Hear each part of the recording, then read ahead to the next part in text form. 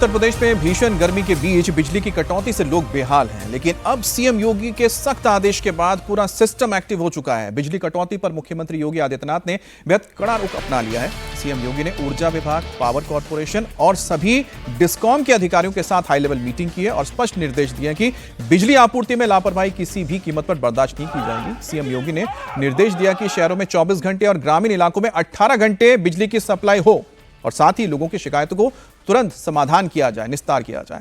अब बिजली की बढ़ती मांग को पूरा करने के लिए प्रोडक्शन की सभी इकाइयों को पूरी क्षमता के साथ चलाने के लिए निर्देश दिए हैं। बिजली सप्लाई के आदेश का पालन ना करने वाले अधिकारियों पर सख्त कार्रवाई होगी। पहले ही यूपी पावर ट्रांसमिशन कॉर्पोरेशन के अधिकारी जैसे गाजियाबाद और मेरठ में इंजीनियर्स को निलंबित किया जा चुका है। अब प्रदेश के सभी कंट्रोल रूम को 24 घंटे एक्टिव रखने के लिए कहा गया है और इसके लिए यूपी सरकार के मंत्री खुद भी एक्शन में नजर आ रहे हैं। अब सीएम योगी के आदेश के बाद ऊर्जा मंत्री ए.के. शर्मा मैदान में उतर आए हैं। उन्होंने लखनऊ में 1912 कंट्रोल रूम का निरीक्षण किया और साथ ही शिकायतें करने वाले लोगों से सीधे बातचीत की, उनकी समस्याओं को समझा और ठीक करने का दावा भी किया। जी, क्या आपकी शिकायत थी भैया बिजली से संबंधित?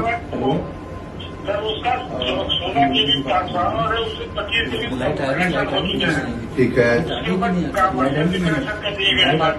ठीक है।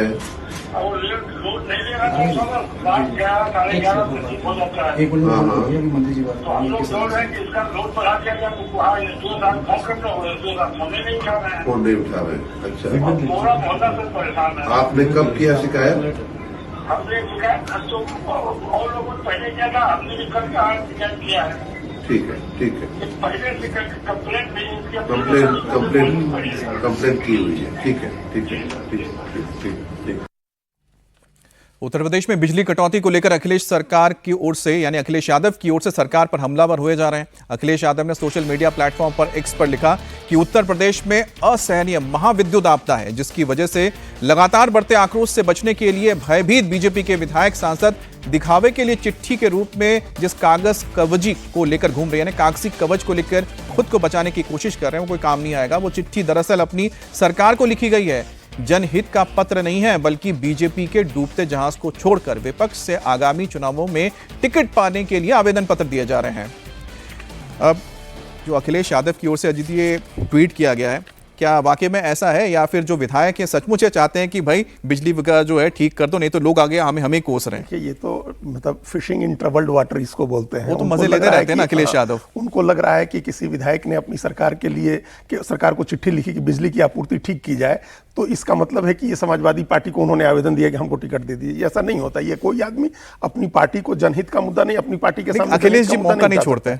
वही उन्होंने ये मौका भी नहीं था, लेकिन उनको अपनी राजनीति करनी थी, उन्होंने कर दी। देखिए, बिजली की समस्या पर हम लोग लगातार यहाँ भी चर्चा कर रहे हैं आपके साथ भी, और समस्या असली ये है कि आपका पावर परचेज एग्रीमेंट, आपका डिस्ट्रीब्यूशन, आपका ट्रांसमिशन, इसको आपको इफिशिएंट तरीके से चलाना है। आपने एग्रीमेंट किया है, आपने इस बात का असेसमेंट किया या नहीं कि पीक डिमांड आपकी कितनी होगी, उस डिमांड को पूरा करने के लिए आपने बिजली खरीदी या नहीं। और यह असली समस्या ये है जिसकी बात हम लोग अभी सुन रहे थे, बिजली मंत्री जो कर रहे थे कि 16 kVA का ट्रांसफार्मर लगा हुआ है, वहां आपने उस इलाके में 25 kVA का बिजली का कनेक्शन दे दिया। अब ट्रांसफार्मर ट्रिप होगा ना, और उसकी सुनवाई नहीं है उसकी। यानी कि पावर जनरेशन में दिक्कत नहीं है। मैं तो देख रहा था करीब 28 तो बड़े बड़े अच्छे खासे मतलब थर्मल पावर प्लांट है, और कुल मिलाकर देखा जाए तो 35 के करीब हैं, और एक तो नरोरा में ही न्यूक्लियर पावर प्लांट भी है, और सोनभद्र में 3 सबसे बड़े आपके पावर थर्मल प्लांट है। तो इसके बाद भी अगर बिजली जनरेशन हो रहा है तो क्या ट्रांसमिशन, जैसा बता रहे हैं कि ट्रांसमिशन में दिक्कत आ रही है? ट्रांसमिशन, और दूसरा ये भी है कि मिसमैनेजमेंट। अब देखिए, ये तो अभी तो पीक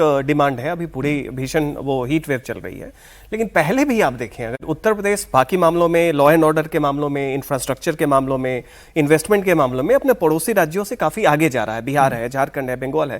लेकिन अगर आप बिजली की आपूर्ति के मामले में अगर जाके देखें, लोगों का रोजमर्रे का अनुभव आप पूछे पिछले 1-2 साल में, तो आप देखेंगे कि वहां पे पावर कट जो है फ्रीक्वेंट है। अभी तो पीक आया है और असहनीय गर्मी है, तो लोगों की समस्या, ये पूरा का पूरा जो फेलियर है, ये मिसमैनेजमेंट का है।